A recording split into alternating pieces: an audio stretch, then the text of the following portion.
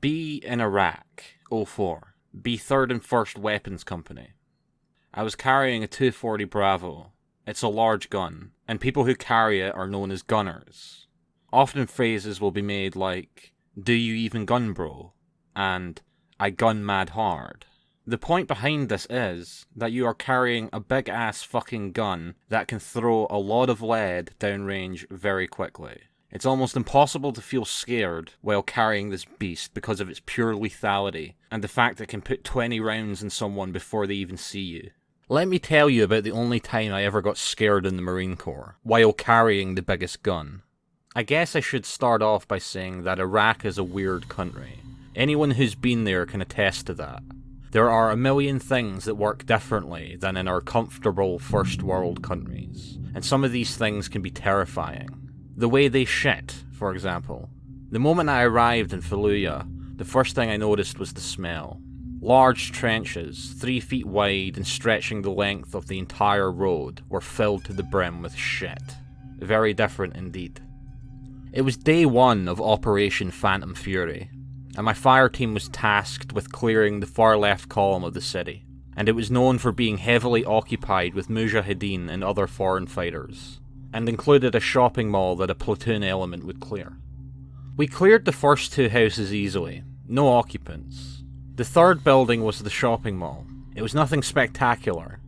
It was like any other shopping mall except for the Arabic lettering and portrait of Saddam in the centre.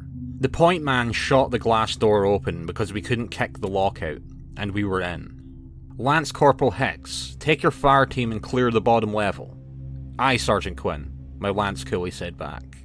The doors to the basement were padlocked, and they were wide double doors made of thick metal. I saw to the lock, and we opened the door. This was the first time I ever smelled death. Pure blackness greeted us. "Torches on," Lance Corporal Hicks says as we switch on our flashlights. "Anon, keep that gun up and finger on the trigger. I don't give a shit about trigger discipline right now." "Aye, Senior Lance," I said. We went down the stairs, guns up and pumped up to shoot some motherfuckers like we were all waiting to do. About 15 steps later we hit the bottom floor, and I immediately hear the sound of running footsteps to my left. "Left side!" I scream as everyone levels their weapons into the now illuminated basement. Nothing. Literally nothing. The footsteps stopped, and we manoeuvred our way left. The power had been knocked out days beforehand, but our flashlights did a decent job of illuminating the area. It was a large area devoid of everything except a desk with a laptop with papers strewn about on it, and a closed door on the right wall. The laptop and papers are considered not to be fucked with by infantry, so Lance Corporal Hicks calls out to our private fresh out of SOI West. "Private Fitch, go grab that 18 Foxtrot upstairs, and tell him to come down here." "Aye, Lance Corporal," he says, and goes up to retrieve the Special Forces soldier in charge of intel gathering. As we wait for our Special Forces intel sergeant, we go over to the door and stack up.